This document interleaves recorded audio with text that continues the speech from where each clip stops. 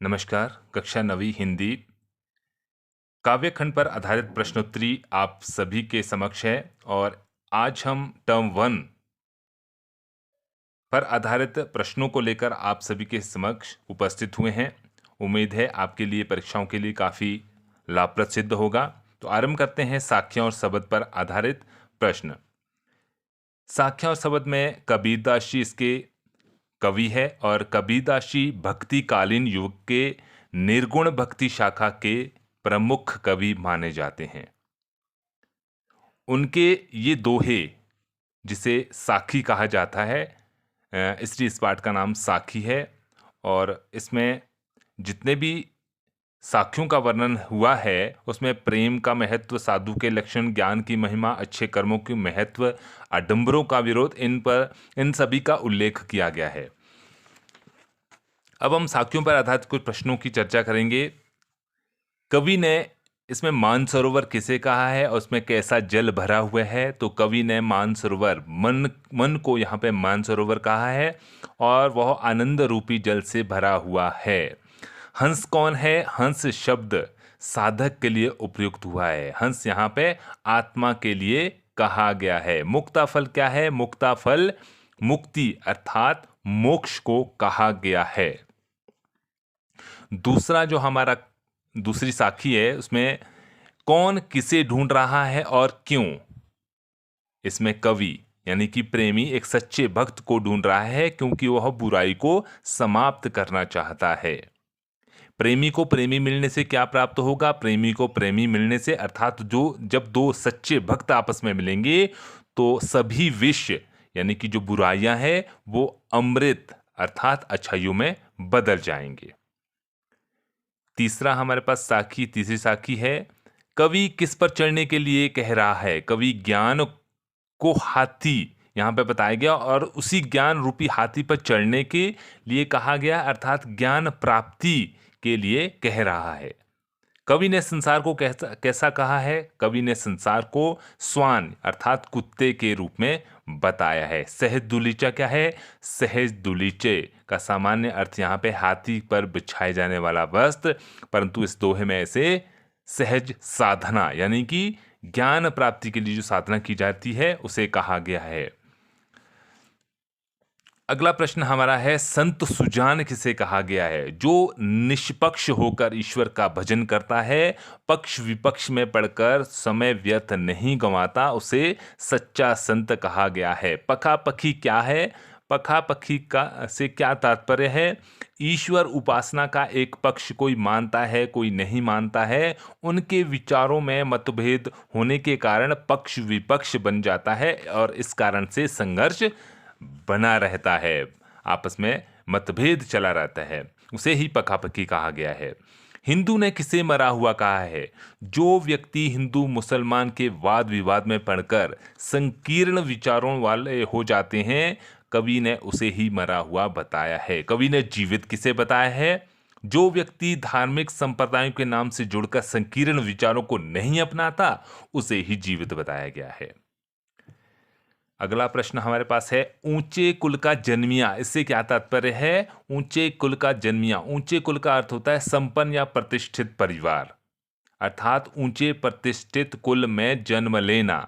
व्यक्ति अपने कुल परिवार के नाम से महान नहीं होता, बल्कि व्यक्ति अपने कर्मों से ही महान होता है। साधु किसकी निंदा करते हैं? साधु ऊंचे कुल में जन्मे लेकिन गलत कार्य करने वालों की निंदा करते हैं। उसका जन्म तो ऊंचे कुल में हुआ लेकिन वो कार्य गलत करता है।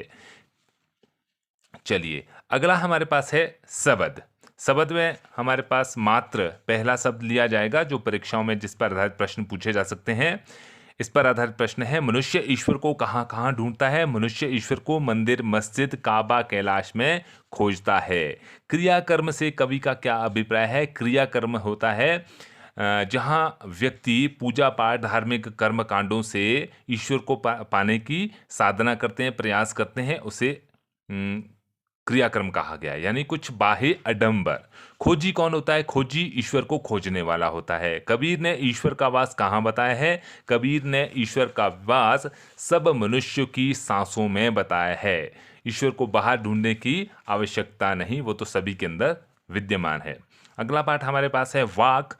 वाक पर आधारित कुछ प्रश्नोत्तरी। इसकी कवित्री है ललित जी, जो कि कश्मीरी भाषा की लोकप्रिय संत कवित्री माना जाता है उन्हें।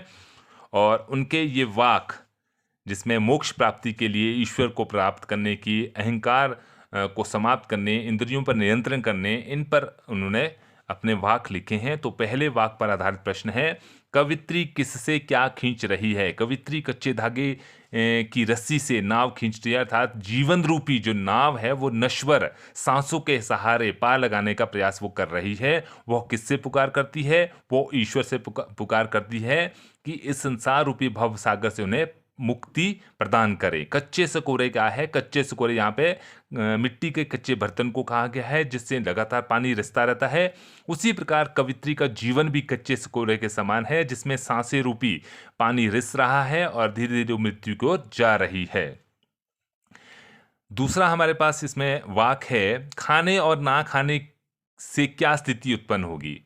खाने से अर्थात है अत्यधिक भोग विलास करना, और ना खाने से व्रत उपवास त्याग रखना, जिससे मनुष्य में अहंकार आ जाता है। तो मनुष्य को स्वयं को तपी समझने का भ्रम उसके अंदर आ जाता है। सांकल खुलने से क्या तात्पर्य है? इसका अर्थ है हृदय का बंद द्वार खुल जाना। कवित्री क्या खाने को कहती है और क्यों? कवित्री अपनी इंद्रियों पर नियंत्रण करके उपभोग करने को कहती है, क्योंकि तब ही हम ईश्वर के निकट जा पाएंगे, नहीं तो सांसारिक बंधनों में हम बंधे रहेंगे। तीसरा हमारे पास वाक है, इस पर आधारित प्रश्न, गई न सीधी राह से क्या तात्पर्य है? कवित्री कहना चाहती है कि वह इस संसार में कुछ भी सदकर्म एकत्रित करके नहीं गई। वह उसने एक हठयोग के माध्यम से अपनी नासिका के मध्य जो नाड़ी है ब्रह्मरंध्र, उसे जागृत करने का प्रयास किया है, लेकिन इससे कोई भी लाभ उसे नहीं हुआ। उसने सीधी राह नहीं पकड़ी। सूक्ष्म सेतु क्या है? सूक्ष्म सेतु हठयोग से शरीर की 3 प्रधान नाड़ियों में सूक्ष्म नाड़ी जो होता है नासिका के मध्य, उसकी साधना बहुत कठिन होती है। कवित्री इसे साधने में लगी रही। जेब टटोलने से क्या तात्पर्य है? जेब टटोलने से आशय है कि जीवन के अंतिम क्षणों में जब कवित्री अपने कर्मों का हिसाब करती है, अपने कर्मों को खोजती है, तो उसने पाया कि उसके पास तो कर्म कुछ भी नहीं है। मांझी कौन है? मांझी यहाँ पे ईश्वर को कहा गया है। वह हमें भवसागर से पार उतारता है। चौथा वाक हमारे पास है, शिव कौन है और वह कहाँ बसता है? शिव ईश्वर है, वह सर्वव्यापक है, थल थल यानी कि कण कण में उसका वो विराजमान है, उसका कोई विशेष स्थान नहीं है। कवित्री क्या ना करने को कहती है? कवित्री हिंदू मुसलमान में भेद ना करने को कहती है।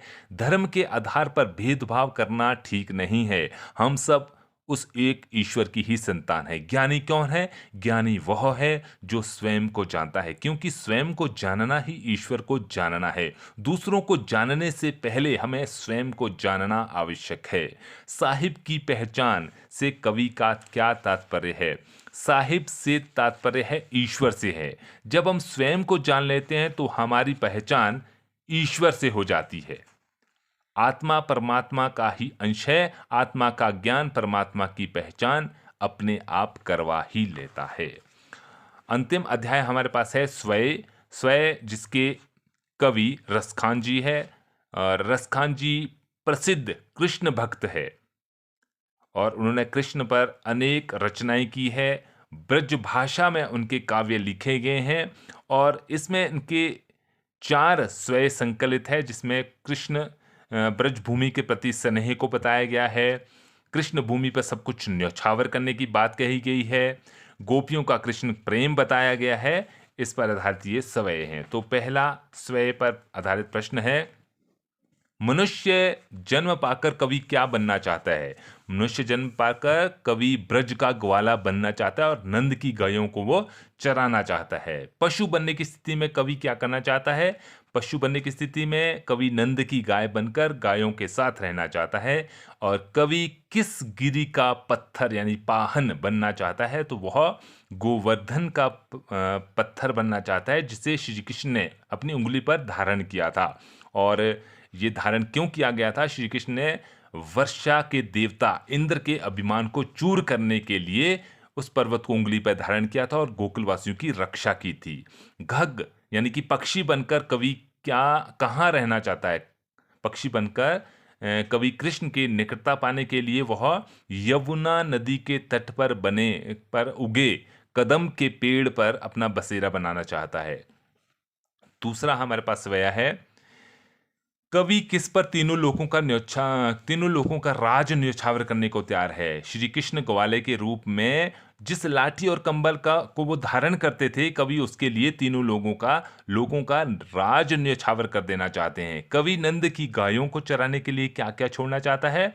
कवि नंद की गायों को चराने के लिए 8 सिद्धियां और 9 निधियों को त्यागने के लिए तैयार है। कवि की इच्छा क्या देखने की है। कवि की इच्छा ब्रज के वन, बाग और तालाब को देखने की है। करील के कुंजों से कवि का क्या अभिप्राय है, इस पर वो क्या वार देना चाहता है। करील के कुंज, यहां पर कांटेदार झाड़ियों को कहा गया है। कवि इन कांटेदार यानी कि जो ब्रज भूमि की कांटेदार झाड़ियां हैं, उन पर सोने चांदी के महल को वो त्याग देना चाहता है। तीसरा स्वय हमारे पास है, इस स्वय में कौन किससे बात कर रहा है। तो इसमें 2 गोपियां एक गोपी दूसरी गोपी से यानी कि अपनी सखी से बात कर रही है। गोपियां सिर और गले पर क्या धारण करने को कहती है। वह सिर पर मोरपंख और गले में वन के फूलों की माला धारण करने को कहती है। वह किस वेश में किसके साथ घूमेगी। तो वह ग्वालिन के वेश में गायों के साथ घूमेगी। सखी किसका स्वांग करने को कह रही है। सखी श्री कृष्ण का स्वांग करने को कह रही है। गोपिका कृष्ण के स्वांग में क्या नहीं करने को कहती है।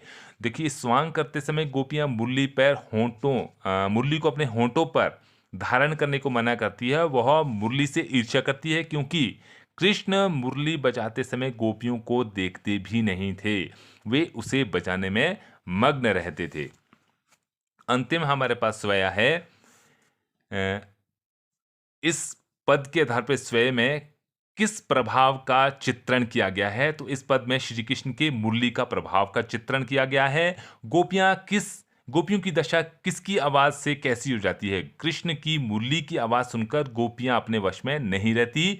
गोपियां क्या निर्णय करती है। गोपियां कहती है कि वो अपने कानों पे उंगलियां लगा लेगी, वो मुरली की आवाज नहीं सुनेगी। और अंतिम जो पंक्ति इसमें कही गई है, उसके आधार पर उसका आशय, उसका भाव क्या होगा। गोपियां कहती है कि बांसुरी की आवाज को तो वो नहीं सुनेगी, परंतु जब वो श्री कृष्ण को उस बंसी को बजाते हुए सुनेंगी और उनके मुख की जो मुस्कान है, उसे देखकर वो अपने आप को संभाल नहीं पाएगी। तो ये थे हमारे काव्यांश पर आधारित प्रश्न, जो कि आपके टर्म 1 की परीक्षाओं के लिए बहुत महत्वपूर्ण है। उम्मीद है कि आपके लिए बहुत हितकर होंगे। और आज के लिए इतना ही। धन्यवाद जी।